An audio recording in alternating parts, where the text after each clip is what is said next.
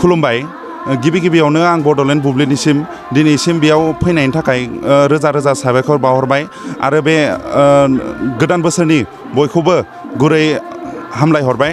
दिनै मागो दमासिनि 1 सान आरो आं आरो जोंनि बे रायजो राजाया मैराजार फार्म मायंपारानि रायजो राजाया जों बे मागो दमासि 1 सानाव जों बाथौ फुजाखौ फालियो। बेयाव बयबो फैयो, गामि खाथिनिबो बयबो फैयो। जोङो बयबो अनलायनानै मिनि खुसियै बयबो लोगो नांनानै आदा बाजै आइ आफा आबै आबौ बयबो जों ज'नो लोगो नांनानै जोङो बयबो बे बाथौ फुजाखौ खुङो। बेखौ जों ओरैनो सानसेनि थाखायल' लानाय जादों।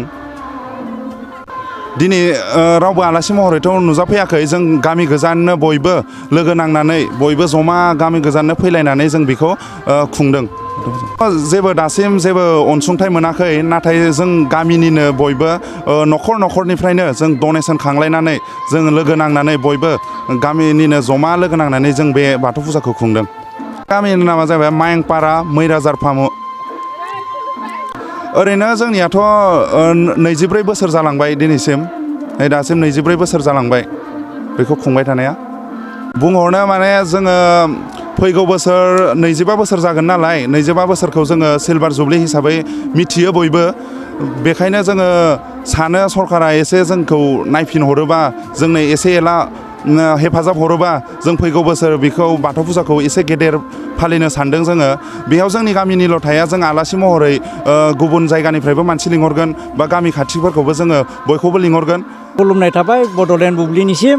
दिनै जोंनि बे मैराजार फार्म आरो मायंपारा गामियाव जोंनि गिबि मागो दाननि 1 खालार खालि जों प्रत्येक बोसोराव बेयाव जों बाथौ धोरोमनि मेलाखौ खुंनाय जायो। जों गुबुन आफादफोरनिफ्राय जेबो माबा मोननाय जायाखै। जों बेखायनो गामि हिसाबै बाय बाहागि बाय बन्धुफोरखौ लानानै जों एसे जि हायो जों बाथौखौ खुंनाय जायो आरोखि। जों खुंनाया अबयसे 24 बोसोर जाबाय। दा फैगौआव जोंहा ओरैनो सिलभार जुबिलि जागोन।